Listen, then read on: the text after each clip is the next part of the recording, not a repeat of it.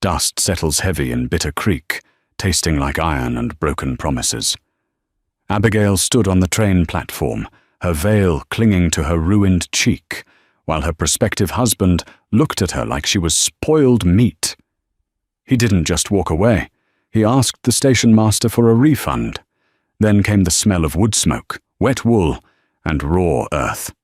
A hand, rough as tree bark, stepped into her line of sight. "Seems the fool's blind," a heavy voice rumbled. The Union Pacific locomotive bled steam, a dying iron beast hissing its final breath against the wooden platform of Bitter Creek. Abigail sat by the window, her knuckles white where she gripped the handle of her carpetbag. The glass was coated in 3 days of coal grit and Nebraska dust, but she could still see the men waiting outside. They stood in clumps, boots deep in the spring mud, smoking hand-rolled cigarettes and checking pocket watches. She swallowed. Her throat felt like it was lined with sandpaper. Abigail was freight. She knew it. The 5 other women in the railcar knew it, though they whispered excitedly to one another, pinching their cheeks to bring up a flush, smoothing the wrinkled poplin of their travel dresses. They were the latest shipment of mail-order brides, ordered from a catalogue printed in Boston, shipped west to men who had cattle, timber, and silver, but no one to cook, clean, or warm their beds. Abigail didn't pinch her cheeks. She adjusted the heavy black netting of her mourning veil, ensuring it fell perfectly over the left side of her face. One by one, the women disembarked. Through the smudged window, Abigail watched them get claimed. A tip of a hat, a brief, awkward handshake, a hesitant smile. It was a livestock auction, disguised as matrimony. When the car was empty, the conductor, an older man smelling of chewing tobacco and sweat, tapped the back of her seat. "End of the line, miss." She stood. Her legs were numb from the rattling journey. Her stomach was a cold, tight knot of nausea. Josiah Miller. That was his name. He ran the dry goods store in town. His letters had been practical, typed on a heavy-duty machine, promising a clean house, a weekly allowance for sundries, and respect. In return, he wanted a capable woman. Abigail stepped off the train. The noise of Bitter Creek hit her like a physical blow. The squeal of wagon wheels, the braying of mules, the shouts of teamsters unloading crates. The air smelled aggressively of horse manure, wet sawdust, and cheap whiskey. A man detached himself from the shadow of the station house. He wore a bowler hat, a clean woolen suit, and a neatly trimmed beard. He looked at the manifest in his hand, then up at her. He didn't smile. He just walked over, his polished boots stepping carefully to avoid the worst of the mud. "Abigail Finch?" he asked. His voice was higher than she expected, thin, reedy. "Yes," she said. Her voice trembled. She hated herself for it. Josiah Miller looked her up and down. His eyes caught on the thick black netting covering her face. He frowned, a small, tight pulling of his lips. "It's not raining, Miss Finch. Nor is it a funeral. You can take that off." Abigail's grip on her bag tightened. "Mr. Miller, I wrote to you. In my last letter. I explained that there was an accident at the lye factory back in Lawrence." "I don't read the letters," Josiah said flatly. "I pay the agency a premium to vet the stock. The letters go in the stove. Now lift the veil. I want to see the face of the woman I'm putting in my home." Abigail closed her eyes. The familiar shame, thick and suffocating, rose in her chest. She had a sudden, desperate urge to run back onto the train, to hide in the coal car, to disappear. But she had exactly 4 cents in her reticule. There was nowhere to go. With shaking, hesitant fingers, she reached up and pinned the netting back. The spring sunlight hit her face. The right side was pale, plain, but smooth. The left side, from her temple down to her jawline, was a map of angry, puckered tissue. The lye had burned away the softness, leaving tight, shiny scars that pulled the corner of her left eye downward and warped the line of her cheekbone. It wasn't just imperfect, it was jarring. Josiah Miller stopped breathing for a second. He took a physical step back. His boot landed squarely in a puddle of muddy water, splashing his trouser leg. He didn't even notice. His face contorted, not in pity, but in genuine visceral offense. "What in God's name is that?" he hissed, keeping his voice low so the passing roughnecks wouldn't hear. "A vat ruptured," Abigail whispered, her eyes dropping to the mud. "I am capable, Mr. Miller. I can cook. I can keep ledgers. I am strong." "You're ruined," he said. The bluntness of the words felt like a slap. He looked at her, not as a human being who had suffered, but as a damaged crate of peaches he had paid full price for. "The agency promised me a presentable woman. I run a storefront. Customers come in. I can't have that standing behind the counter scaring off the children." "Please," she said. It was pathetic, and she knew it, but survival overrode pride. "I have nowhere else." Josiah's face hardened into a mask of pure commerce. "Not my problem. You deceived me. Or the agency did. Either way, the contract is void." He turned on his heel. He didn't look back. He walked straight toward the station master's office, pulling a folded piece of paper, her contract, from his breast pocket. He was going to ask for his train fare back. Abigail stood entirely alone on the splintered planks. The cold wind bit through her thin wool coat. People were staring now. A few women from town, holding parasols, pointed and whispered. A couple of rail workers leaning against a handcar openly gawked. She didn't cry. Her eyes burned, but the tears wouldn't come. She just felt incredibly, unbearably tired. Her arms went slack, and the heavy carpetbag hit the wooden deck with a dull thud. She looked down at the mud, creeping over the toes of her cheap leather boots. She wondered how long it would take to freeze to death if she just walked out into the prairie. 30 yards away, standing near the assayer's office, a man was watching.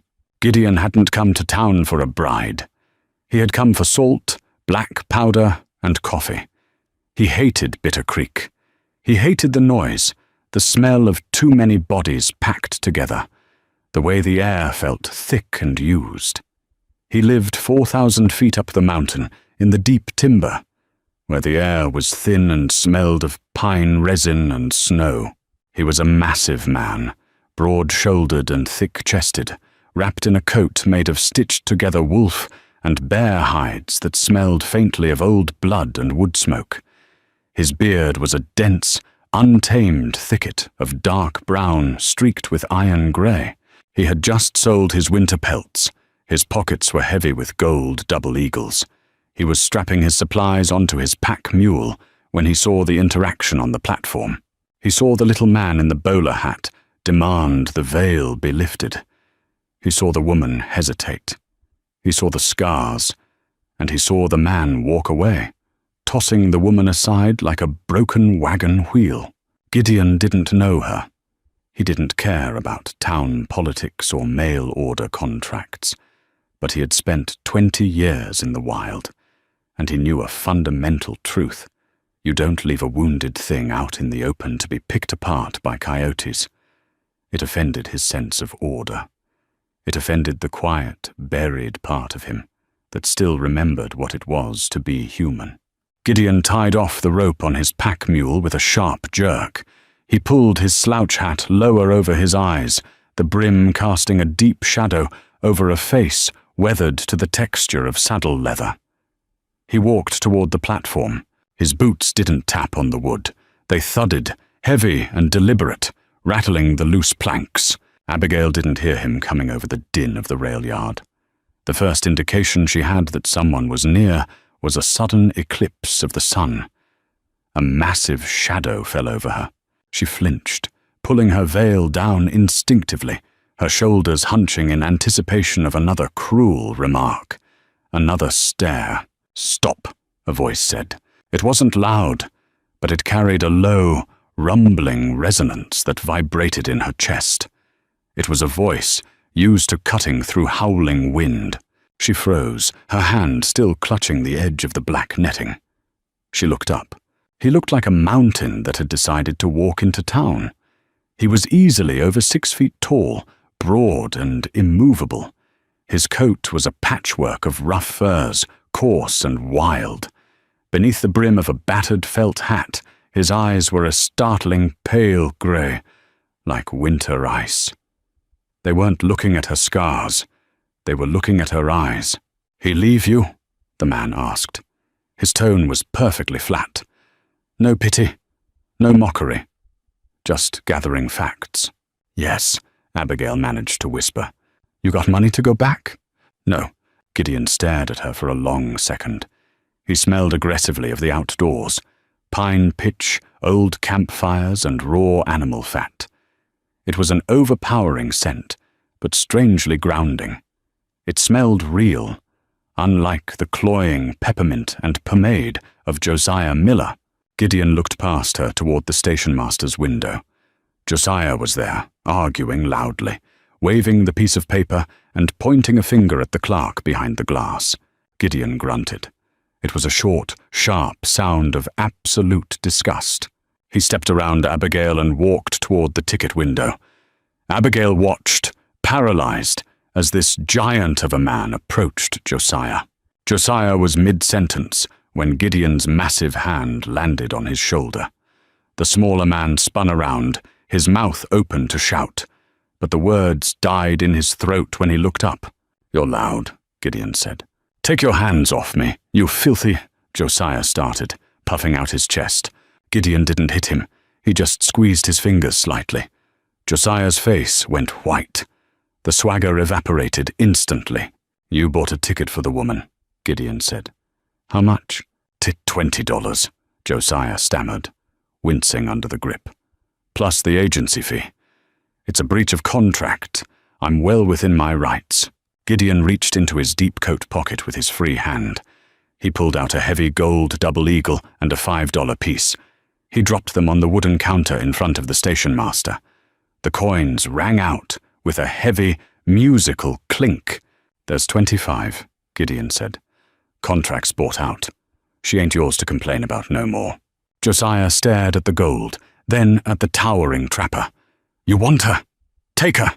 She's damaged goods." Gideon's eyes narrowed. The air around him seemed to drop 10 degrees. He leaned in, his face inches from Josiah's. "You speak about her again, and I'll pull your tongue out through your teeth. We clear?" Josiah didn't nod.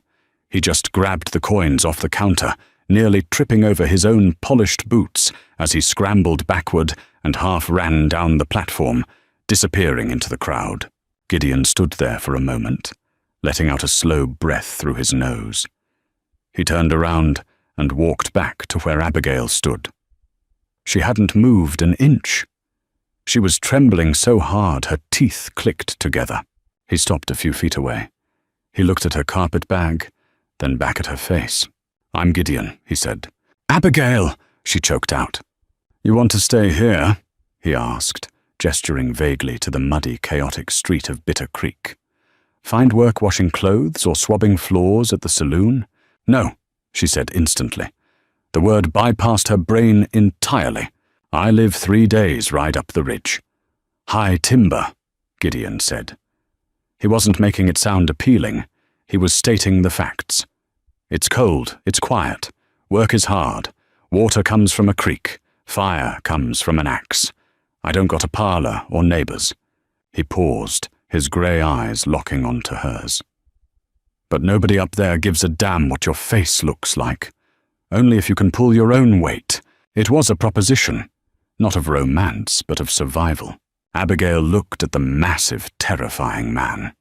He was everything she had been warned about, a savage of the frontier, a man who lived outside the bounds of polite society. But polite society had just looked at her face and asked for a refund. Polite society had let her burn in a factory and fired her for being ugly. She looked down at her cheap boots, then up at the towering pine trees visible on the jagged peaks looming over the town. They looked dark, forbidding, safe. "I can pull my weight," she said. Her voice was steadier this time. Gideon nodded once.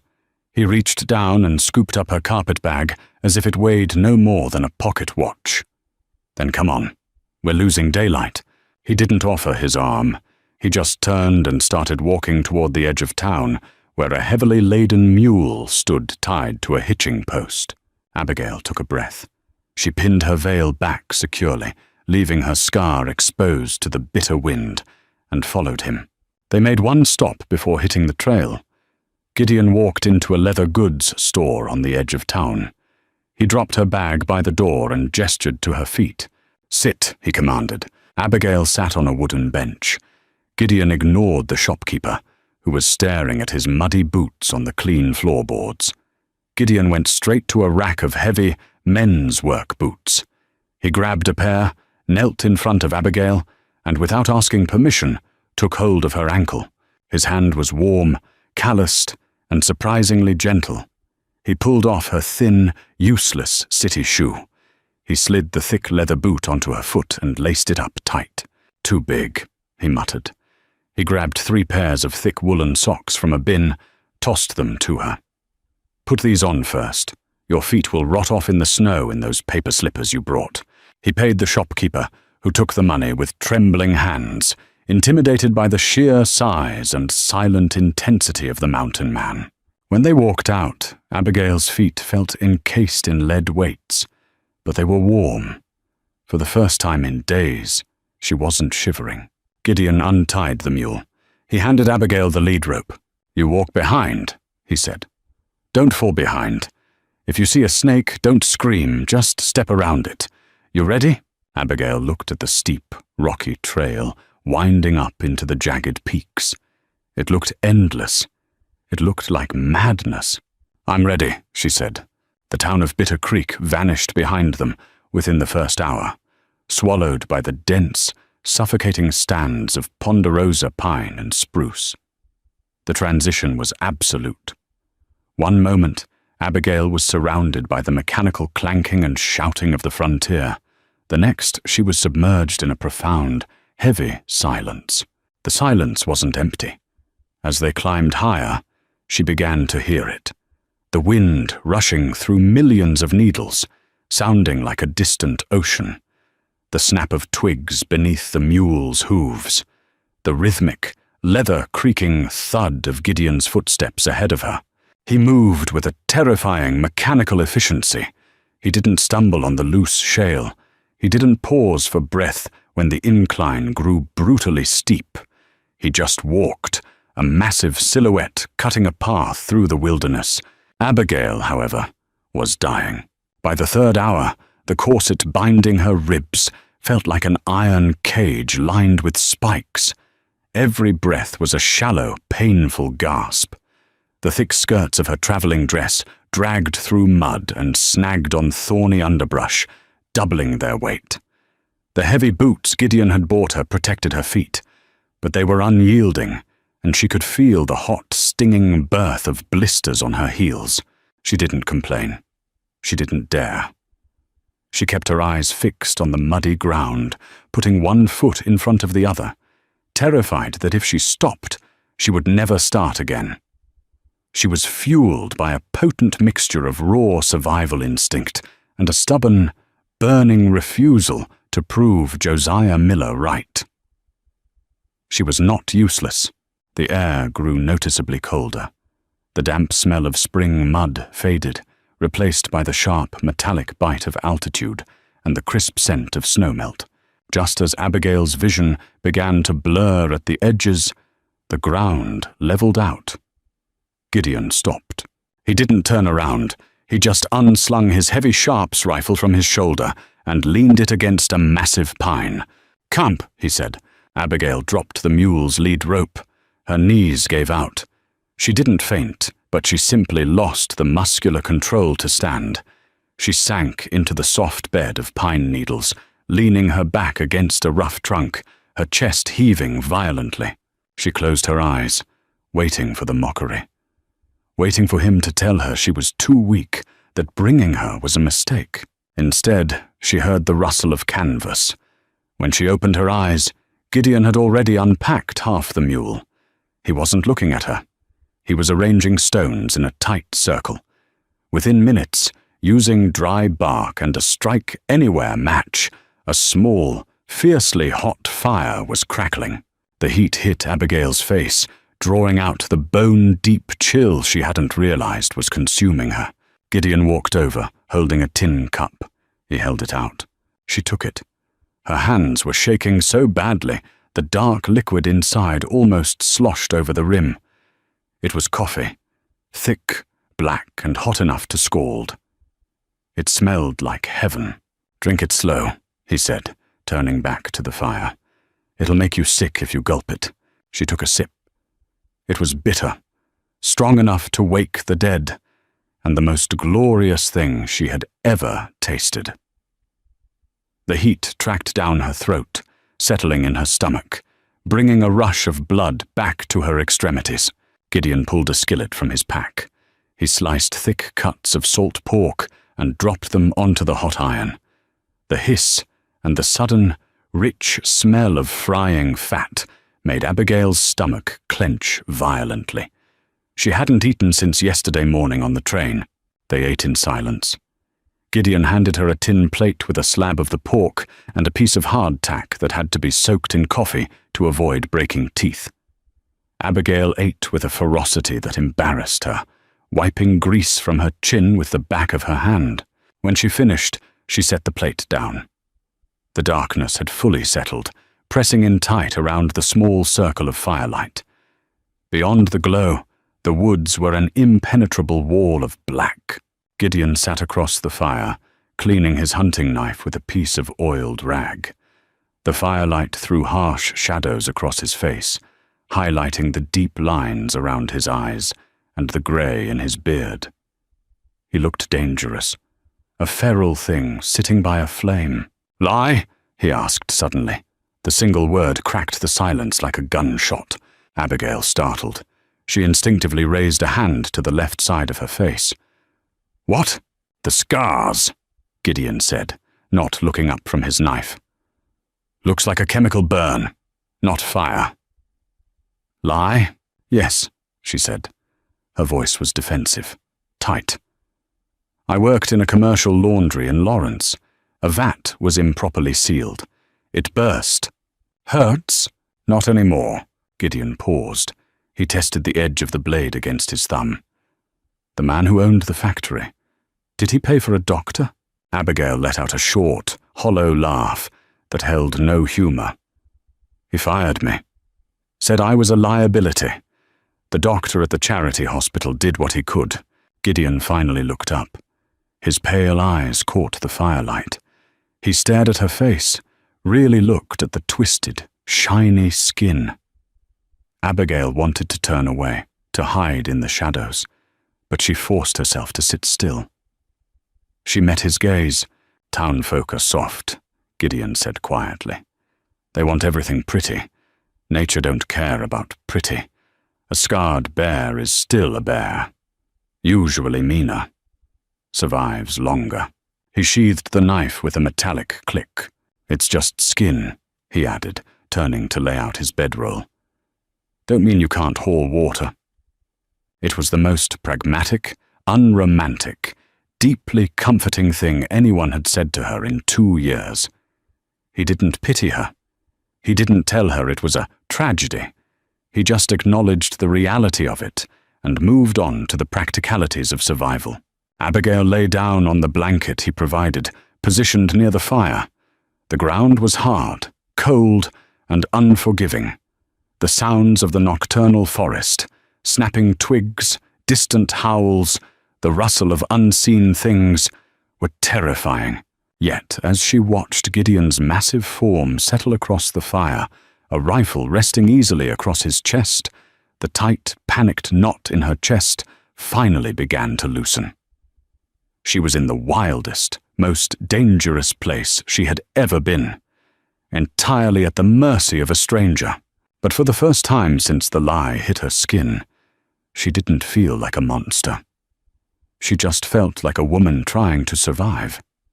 And tomorrow, they had to climb higher. The ascent took 2 more days. With every 1,000 feet, the air grew thinner, scraping the back of Abigail's throat like crushed glass. The pines shrank, becoming twisted, wind-battered things that clung desperately to the granite. By the time the mule finally crested the final ridge, Abigail's legs were no longer functioning on muscle or bone. They were moving entirely on a grim, mechanical stubbornness. Gideon's home sat squat and ugly against a sheer face of grey rock. It wasn't a quaint frontier cottage.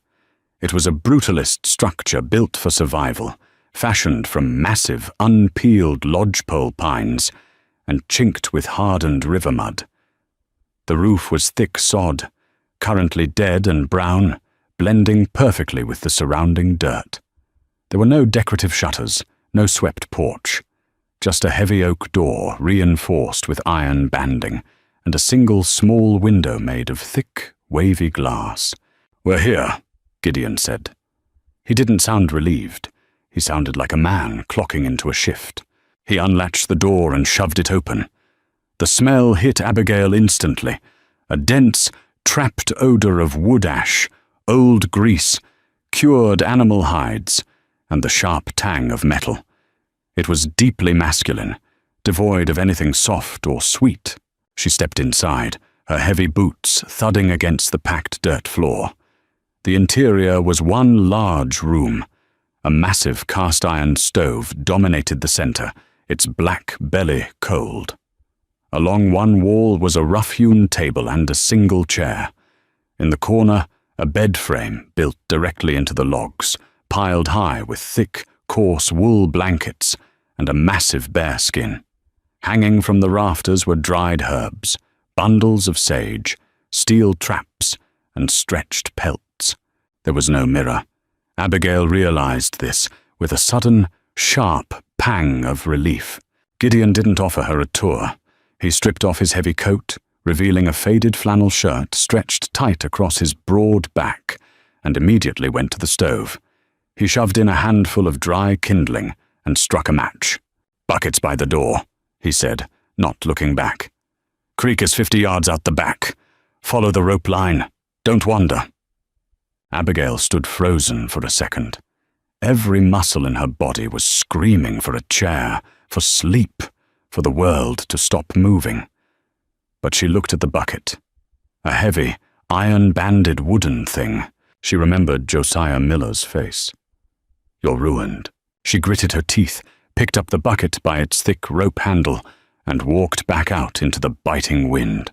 The rope line was a thick hemp cord, tied from the back corner of the cabin to a stake driven into the ground near a rushing stream. The water was violently clear and bordered by a crust of white ice.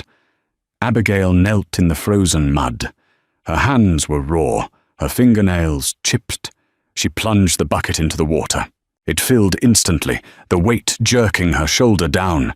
She gasped, hauling it up onto the bank. Water sloshed over the rim, soaking through her heavy wool socks and seeping into her boots. The cold was a physical shock, sharp as a knife blade. She dragged the bucket back to the cabin, her breath coming in ragged, white plumes. When she pushed the door open, the fire in the stove was already roaring, driving back the deep chill of the room. She set the bucket down with a heavy thud, water splashing over her boots again. She was trembling uncontrollably, her left hand aching where the frozen water had splashed her knuckles. Gideon turned from the stove. He looked at the bucket, then at her soaked boots. He didn't sigh. He didn't offer a gentle word of comfort. He reached into a wooden crate beside the table, pulled out a heavy pair of dry wool socks, and threw them at her. They hit her squarely in the chest. "Change them," he said gruffly. "You lose a toe to frostbite. I'm not carrying you down the mountain to a sawbones." He turned back to the stove, grabbed a heavy iron skillet, and began slicing a block of sweat. Abigail sat on the single wooden chair. She pulled off her wet boots with shaking hands. The fire crackled, spitting sap against the iron. It wasn't a welcome home. It was a demanding, unforgiving reality. But as she pulled the dry, scratchy wool over her freezing feet, she realized something else. He hadn't looked at her scar once. He had only looked at the water she provided, and the boots that needed changing. 3 weeks passed. The calendar ceased to matter, replaced by the relentless, cyclical rhythm of survival. Wood, water, fire, food. Repeat. Abigail was changing. The tight, restrictive corset she had worn on the train had been discarded on day 4, tossed into the bottom of her carpet bag after she nearly passed out, trying to split kindling. Gideon had tossed her a pair of his old canvas trousers and a heavy wool shirt. They swallowed her frame, but she could breathe. She could swing an axe. Her hands, once accustomed to the meticulous indoor work of accounting and folding clean laundry, were ruined. Blisters formed, burst, bled, and eventually hardened into thick yellow calluses. The skin cracked around her knuckles, dirt ground permanently into the creases. Gideon was a ghost in his own home. He left before dawn, checking his trap lines in the high country, and returned long after dark. He smelled of pine pitch, sweat, and animal blood. He rarely spoke more than 5 words at a time. Stove needs ash cleared. Meat's getting low. Snow's coming. They existed in a strange, silent orbit. Abigail hated the brutal labor. She hated the way her lower back throbbed incessantly, the way the wind screamed through the cracks in the chinking at night, sounding like dying women. But beneath the hatred, a quiet, fierce pride was taking root. She wasn't an ugly woman hiding behind a counter in Bitter Creek. She was a machine. She kept the fire burning. She gutted the rabbits Gideon brought back, forcing down her nausea until it became just another chore. She kept them alive. On a Tuesday, or what she guessed was a Tuesday, she found the lye soap. She was digging through a wooden chest for a clean rag when her fingers brushed against a hard, chalky block wrapped in waxed paper. She pulled it out. The smell hit her instantly. Sharp, caustic, chemical. Her breath hitched. Her hand violently flinched, dropping the block onto the dirt floor. She scrambled backward, her shoulders hitting the edge of the table. Her left hand flew up to cover her face. The phantom pain flared, a searing, blinding agony. The smell of burning flesh, the screaming in the laundry house. She squeezed her eyes shut, her chest heaving, trapped in a memory of bubbling vats and careless foremen. The heavy cabin door swung open. Gideon stepped in, a massive buck slung over his shoulders. He dropped the carcass onto the floor with a wet thud. He paused, his grey eyes locking onto Abigail. She was pressed against the table, shaking, staring in horror at the block of soap on the dirt. He looked at the soap. He looked at her hand, covering her scarred cheek. He didn't ask what was wrong. He didn't rush over to comfort her. He simply walked to the center of the room, bent down, and picked up the soap. Fat and ash, Gideon said. His voice was low, devoid of emotion, just stating a fact. Made it myself last winter. Bear's fat. Hardwood ash. He walked over to the wash basin. He picked up the scrub brush, rubbed the soap against the bristles, and began scrubbing the dried blood from his hands. It ain't the stuff from a factory, he continued, scrubbing methodically. It don't boil, it just cleans.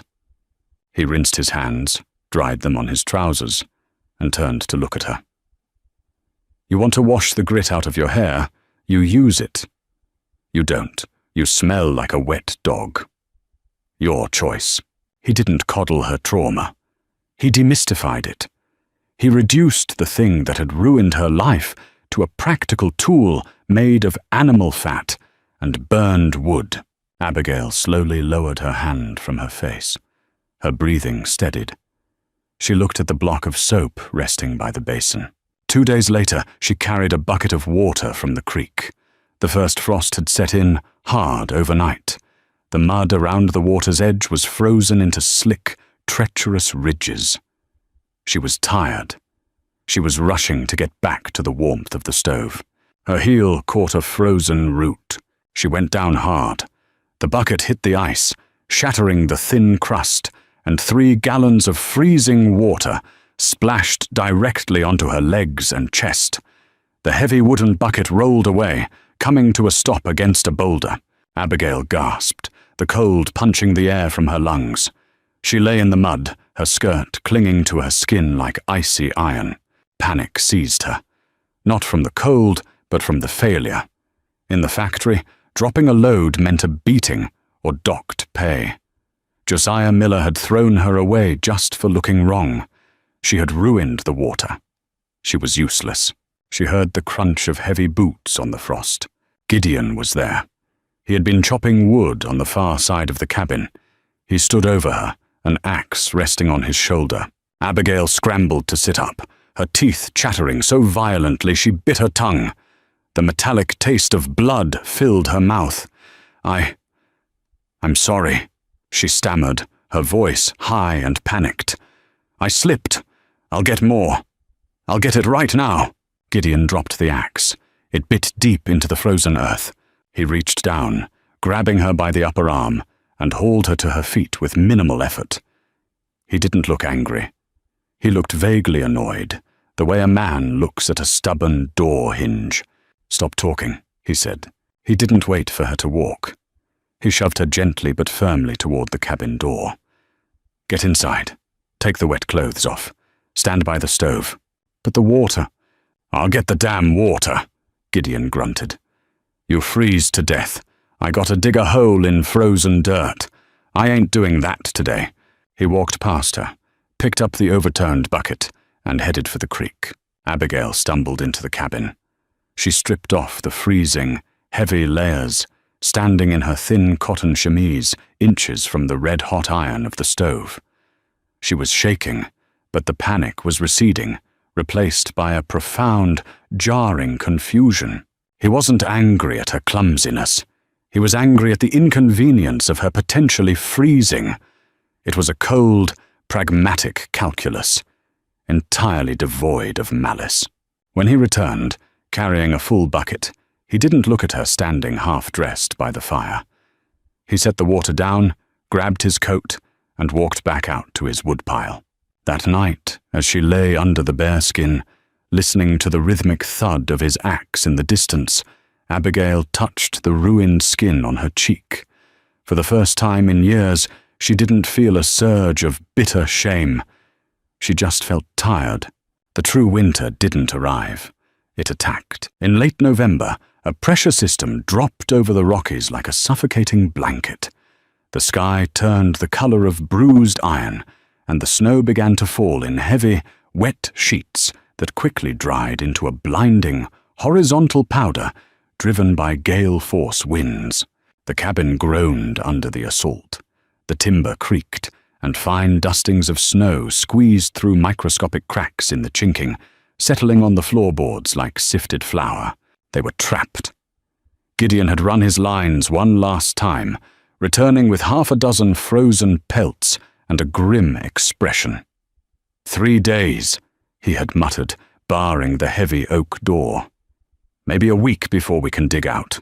The sudden, forced confinement changed the air in the cabin.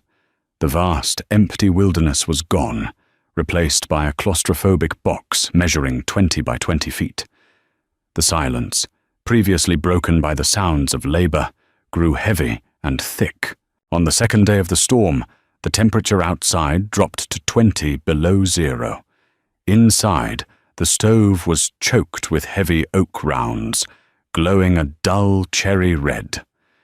The heat in the immediate vicinity of the iron was oppressive, while the corners of the room remained cold enough to freeze a damp rag.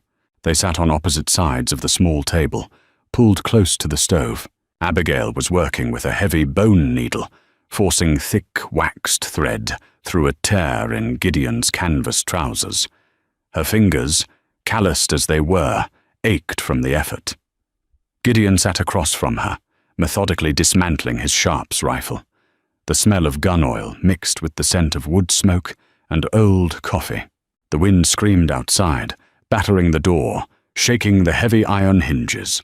Abigail pulled the needle through with a grunt of effort, tying off a knot and biting the thread. She rubbed her left cheek. The extreme cold, even mitigated by the stove, made the scarred tissue tighten painfully. It felt like dried leather shrinking over her bone, pulling her eye slightly out of alignment. She massaged it with her knuckles, trying to ease the tension. Gideon paused. He had a brass cleaning rod half shoved down the rifle barrel. He watched her hand rubbing her face. "Pulls?" he asked. The single word broke a silence that had lasted nearly 4 hours. Abigail dropped her hand, startled. She looked down at the patched trousers on her lap. "Yes. The cold makes it shrink. It aches." Gideon didn't reply immediately. He finished running the patch through the barrel, checked the bore against the firelight, and set the heavy weapon aside. He stood up, his massive frame casting a shadow over the table, and walked to a small shelf above the wash basin. He brought back a small, dented tin. He set it on the table in front of her. "Bear grease and beeswax," he said, returning to his seat and picking up the rifle's firing mechanism. "Melted down with pine sap. Keeps leather from cracking in the ice." Abigail looked at the tin. She looked at him. "You want me to put shoe grease on my face?" "Skin is skin," Gideon said, not looking up from his work. "Yours is dried out. Put it on. It smells like pitch, but it works." Abigail hesitated. She pried the lid off the tin. The smell was intense, earthy, piney, and distinctly animal. She dipped 2 fingers into the firm, yellowish salve. It was cold to the touch, but began to yield under her body heat. She lifted her fingers to her cheek. She hesitated again. Touching the scar always brought a wave of revulsion, a reminder of what she had lost. "Rub it in hard," Gideon commanded quietly. "Don't just paint it on. Work it into the tight spots." She took a breath and pressed her fingers against the puckered flesh. She rubbed the heavy grease into the deep grooves and tight ridges. She pressed hard, working it into the jawline where the burn was worst. It felt strange. The grease was heavy, but as she worked it in, a subtle, slow warmth began to seep into the tissue. The agonizing tightness, the feeling that her face was going to split open if she smiled, began to ease. The skin softened, absorbing the fat and wax. She let her hand drop to her lap. She let out a long, shuddering breath she hadn't realized she was holding. "Better," she whispered. Gideon finally looked up. He studied her face in the flickering orange light of the open stove draft. The grease made the scars shine, highlighting the deep craters and raised welts. It didn't make her pretty. It made the damage undeniable, but Gideon didn't look away. His pale grey eyes tracked the line of the burn from her temple to her chin. There was no disgust. There was no pity. He looked at it the way he looked at a scarred tree trunk that had survived a forest fire, with a quiet, practical respect for the endurance of the thing. "A wolf took a chunk out of my calf 10 years back," he said suddenly. His voice was a low rumble beneath the howling wind. "Winter of 76. Caught him in a trap. Thought he was dead. He wasn't." Abigail stared at him. It was the longest string of words he had spoken since they met. "Chewed right down to the bone before I could get my knife clear," he continued, picking up an oiled rag. "Healed bad. Knot of muscle twisted up like old rope. Aches every time the barometric pressure drops. Limp for 3 days straight when a storm comes in." He paused, rubbing the brass receiver of the rifle. "It ain't a pretty leg," Gideon said softly, "but it carries me up the mountain." He looked directly into her eyes. The firelight caught the grey, making it look like polished silver. "Your face is ruined for town, Abigail," he said. The bluntness of the words might have destroyed her a month ago, But now, grounded in the reality of the cabin, they felt honest. "But you can haul water. You can keep the fire. You didn't break when the ice gave out." He reached across the small table. His massive, calloused hand, smelling of gun oil and brass, hovered near her face for a fraction of a second. Then, lightly, with a gentleness that was entirely at odds with his size, he brushed a stray lock of hair away from the deeply scarred tissue of her left cheek. He didn't caress the scar. He simply moved the hair, acknowledging the damaged skin beneath it as part of her. Nothing more, nothing less. He pulled his hand back, picked up his rifle, and resumed his work. Abigail sat perfectly still. The wind raged outside, screaming against the logs, trying to tear the roof off the world. But inside the cabin, sitting across from a man who smelled of blood and pine, with bear grease on her face and blisters on her hands, the suffocating knot in her chest finally dissolved completely. She wasn't broken. She was just scarred. And she was exactly where she needed to be. The winter did not surrender easily. It died a slow, violent death, thrashing the mountain with sleet and freezing rain until the first week of May. When the thaw finally came, it wasn't a gentle green awakening. It was a chaotic, deafening rush of water. The creek behind the cabin swelled into a muddy, roaring torrent that tore away the icy banks and smelled of rotting pine needles and wet earth. With the thaw came the fever. It started as a dry, rattling cough deep in Gideon's chest. He ignored it. He spent 3 days waist-deep in freezing slush, clearing deadfall that had crushed his eastern trapline. He came back on the 3rd night, shivering so violently his teeth clicked like castanets. His skin was pale, waxy, and radiating a dry, terrifying heat. By morning, the invincible mountain man couldn't stand. Abigail woke to the sound of his breathing. It was wet, ragged, and shallow. She rolled out of her blankets, the cold air hitting her sleep-warm skin, and knelt by his bed. His eyes were half open, glazed over with delirium. The grey was cloudy, unfocused. "Gideon," she said, touching his shoulder. His muscle was tight, jumping beneath the skin. He muttered something incomprehensible, batting her hand away with weak, uncoordinated force. He was drowning in his own lungs. Panic, sharp and metallic, tasted like blood in the back of her throat. If he died, she was alone. The mountain would eat her alive. But beneath the selfish terror of survival, a deeper, sharper ache twisted in her gut. She couldn't lose the quiet. She couldn't lose the only person who looked at her face and didn't see a monster. Abigail went to work.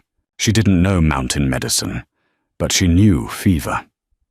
She dragged the heavy cast-iron pot to the stove and loaded it with snowmelt. She stripped Gideon to the waist. His chest was massive, crisscrossed with old, faded white scars from knives, claws, and branches. But right now, it was just a fragile cage struggling to rise and fall. She soaked a clean flour sack in cold water and laid it across his forehead. She forced him to drink, propping his heavy head against her shoulder, ignoring the way his sweat soaked into her wool shirt. By noon, the woodbox was empty. Abigail pulled on her heavy boots and walked out into the freezing mud. She picked up the splitting maul. It was too heavy for her. Usually, Gideon handled the thick oak rounds, leaving the pine kindling for her. But Gideon was inside, burning up. She stood a round of oak on the chopping block. She swung the maul. The heavy iron head bounced off the wet wood, sending a jarring, agonizing shockwave up her arms. She dropped the handle, gasping as her shoulders screamed. She looked at the cabin door. She looked at the wood. She picked the maul back up. She adjusted her grip, spread her feet in the mud the way she had watched him do 100 times, and swung again. The wood cracked. She swung again. It split, For 2 days, Abigail chopped wood, hauled water, and boiled willow bark she stripped from the trees by the creek, praying the bitter tea would break the fever. She didn't sleep. She sat in the wooden chair, keeping the fire roaring, wiping the sweat from Gideon's face, listening to the agonizing wheeze of his lungs. On the 3rd night, the delirium broke. Abigail was dozing in the chair, her chin resting on her chest, when a heavy hand wrapped around her wrist. She startled awake, her heart hammering against her ribs. Gideon was looking at her. The glassy haze was gone. The pale grey eyes were sharp again, though sunken deep into his skull. He looked terrible, gaunt, pale, his beard matted with sweat. He didn't let go of her wrist. His thumb brushed over the thick, yellow calluses on her palm, tracing the cracked, dirt-stained skin around her knuckles. "You kept the fire." His voice was a ruined, gravelly whisper. It sounded like 2 stones grinding together. "You're heavy," Abigail said, her voice cracking. "I couldn't drag you outside if you died." A faint, ghostly shadow of a smirk touched the corner of his cracked lips. "Pragmatic. Drink this," she ordered, lifting a tin cup of water to his mouth. He drank. He let his head fall back against the coarse wool of the pillow. He didn't let go of her hand. His grip was weak, but the weight of his calloused fingers over hers was an anchor. "You did good, Abigail," he murmured, his eyes sliding shut. "You pulled your weight." It was the highest praise he knew how to give. Abigail sat in the dark, listening to the steady, unobstructed rhythm of his breathing, and realized she wasn't just surviving anymore. She was keeping a home. By late June, the mud dried to a hard, cracked crust. The pantry was nearly empty. They were out of salt, flour, coffee, and rifle cartridges. It was time to go down to Bitter Creek. Abigail didn't want to go.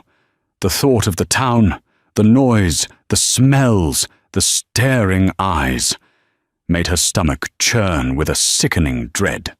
She spent the morning of their departure pacing the dirt floor, her hands nervously tracing the edge of the black mourning veil she had pulled from the bottom of her carpet bag. Gideon was loading the mule. He stepped inside to grab the empty burlap sacks. He stopped, looking at the black netting clutched in her fists. "You don't need that," he said flatly. "They'll stare," Abigail whispered. Her chest felt tight. The confidence she had built on the mountain was evaporating at the prospect of polite society. "You know how they look at me." Gideon walked over to her. He took the veil from her trembling hands. He didn't throw it away, but he didn't hand it back. He folded it carefully and set it on the table. "Let them look," he said. "They stare because they're soft. They ain't ever survived a fire. You have. You wear it." He didn't wait for her to argue. He turned and walked out. Abigail took a deep, shuddering breath. She looked at the small piece of wavy glass set into the door. She couldn't see a clear reflection, just a blurred outline of her face. She touched the scar. It was tough, shiny, and undeniably ugly, but it didn't ache anymore. The bear grease and the brutal winter wind had cured it into something resembling armor. She left the veil on the table. The ride down took 2 days. When they broke through the timberline and the town of Bitter Creek came into view, Abigail smelled it before she heard it. It smelled of raw sewage, coal smoke, and unwashed bodies packed too tightly together. It smelled like weakness. They rode down the main street. Gideon led the mule, his massive frame parting the foot traffic like a boulder in a stream. Abigail walked beside him. She wore Gideon's old canvas trousers, tucked into her scuffed boots, and a heavy wool shirt. Her hair was braided back tightly. Her face was entirely exposed. The reaction was immediate. A woman stepping out of the millinery shop gasped, her hand flying to her throat, her eyes fixed on Abigail's ruined cheek. 2 men leaning against the saloon doors stopped talking, openly staring. Abigail felt a hot flush of adrenaline. Her instinct was to drop her chin, to hide in the collar of her shirt, but she felt Gideon's presence beside her, a solid, immovable wall of heat and quiet violence. He wasn't looking at the townspeople. He was ignoring them entirely, treating them with the indifference he reserved for buzzing flies. Abigail forced her chin up. She looked directly back at the men by the saloon. They blinked, uncomfortable under her hard, unyielding stare, and looked away, suddenly intensely interested in the dirt on their boots. They tied the mule in front of the mercantile. The sign above the door read, "Miller's Dry Goods and Provision." Abigail froze. Of all the stores in Bitter Creek, Gideon had chosen this one. He hadn't done it by accident. He looked at her, his pale eyes unreadable. "Flour, salt, coffee," he said. "You pick the coffee. I don't like the dust he tries to pass off." He opened the door. The bell above it jingled cheerfully. Josiah Miller was standing behind the polished mahogany counter, weighing a sack of dried beans for a customer. He wore a crisp white shirt with sleeve garters and smelled strongly of lilac water. He looked up at the bell. The polite, mercantile smile vanished from his face instantly. The color drained from his cheeks. Gideon stepped to the side, allowing Abigail to walk in first. She stepped onto the clean floorboards. Her heavy boots left clumps of dried mountain mud on the polished wood. She walked straight to the counter. Josiah swallowed hard. He looked at her face, then at her men's clothing, then at the towering, terrifying shape of Gideon standing quietly by the door. "Mr. Miller," Abigail said. Her voice didn't shake. It was calm, flat, and remarkably deep. "Miss Finch," Josiah managed to squeak out. He tried to recover his posture, puffing out his chest, but his eyes kept darting nervously toward Gideon. "Or whatever you call yourself now. I see you've adapted." His lip curled slightly in a sneer, a weak attempt to reclaim his superiority. "Still playing nursemaid to a savage?" Gideon didn't move. He didn't reach for the heavy Colt revolver on his hip. He just watched Abigail. Abigail looked at Josiah. She looked at his soft, clean hands with their manicured nails. She looked at the pristine, pressed collar of his shirt. She remembered the sheer terror she had felt standing on the train platform, begging this small, pathetic man for a chance to scrub his floors. She didn't feel angry. She felt an overwhelming, profound sense of pity. "50 pounds of flour," Abigail said, her voice cutting through the tension like a dull knife through soft butter. 10 pounds of rock salt, and your best coffee beans, not the sweepings from the bottom of the barrel. Josiah blinked, entirely derailed by the mundane order. I have the right to refuse service to anyone." "You do," Abigail agreed calmly. "But we have gold, and if you refuse, my husband will likely drag you over this counter and beat you with your own weighing scale. Won't you, Gideon?" Gideon grunted. It was a low, terrifying sound of confirmation. Josiah's sneer collapsed. He scrambled to fill the order, his hands shaking so badly he spilled coffee beans across the counter. Abigail watched him work, her scarred face an impassive mask. She felt a strange, light sensation in her chest. She wasn't freight anymore.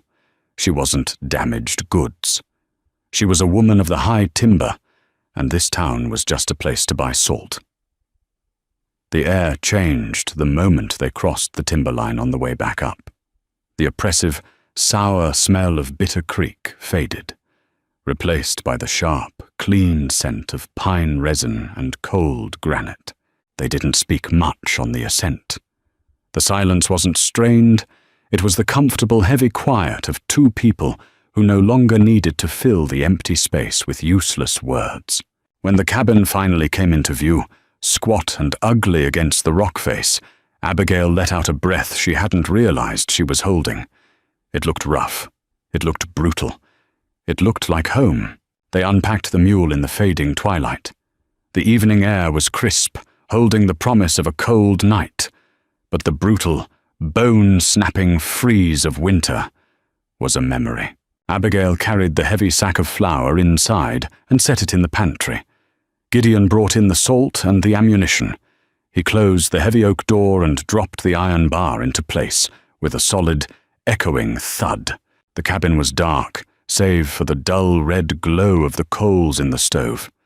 Gideon walked over, tossed in a handful of kindling, and blew on the embers. The fire caught, casting dancing orange shadows across the log walls. Abigail stood by the table, untying the leather strings of her coat. She felt an unexpected, heavy tension settling into the room. It wasn't the tension of fear, it was something thicker, more electric. Gideon turned from the stove. He didn't go to the wash basin. He didn't pick up his rifle to clean it. He just stood there, looking at her across the small room. He walked toward her. His heavy boots were silent on the packed dirt floor. He stopped a foot away. The sheer size of him, the heat radiating from his body, was overwhelming. He smelled of sweat, leather, and the outdoors. Abigail looked up. His grey eyes were intense, dark in the firelight. "You called me your husband," he said. His voice was a low, gravelly rumble. It wasn't a question. Abigail's breath hitched slightly. "It was expedient. To make him hurry." "Was it?" Gideon asked. He didn't move away. "Yes," she whispered, though her heart was suddenly hammering a frantic rhythm against her ribs. Gideon reached up. He didn't hesitate this time. He didn't brush her hair away. He placed his massive, calloused hand flat against the left side of her face. His palm covered the worst of the scarring. His skin was rough, warm, and incredibly steady. Abigail flinched out of pure reflex, but she didn't pull away. She closed her eyes, waiting for the revulsion, waiting for him to realize how ruined the texture of her skin was. But his thumb just stroked gently along her jawline, mapping the uneven ridges of the burn. "You didn't hide," he said quietly. "Down there. You let them look. You told me to wear it," she replied, opening her eyes. "I told you a lot of things," Gideon said. "You only listen when you want to." A short, breathless laugh escaped her. "You're stubborn." "I'm alive," he countered. "And so are you." He stepped closer, closing the distance between them. The coarse fur of his coat brushed against her wool shirt. He lowered his head. He didn't close his eyes. He watched her face the entire time. When he kissed her, it wasn't gentle. It wasn't the chaste, polite peck of a town courtship. It was rough, hungry, and demanding. His beard scratched against her chin, and his mouth tasted of black coffee and absolute certainty. Abigail gasped against his lips, her hands instinctively coming up to grip the thick wool of his coat. She didn't feel delicate. She didn't feel ugly. She felt the raw, undeniable force of a man claiming something he valued. He pulled back, just an inch, his breath hot against her face. His hand slid from her cheek, tangling in the thick hair at the nape of her neck, holding her anchored to him. "You ain't freight no more, Abigail," he growled softly. "You're mine, and I'm yours. We clear?"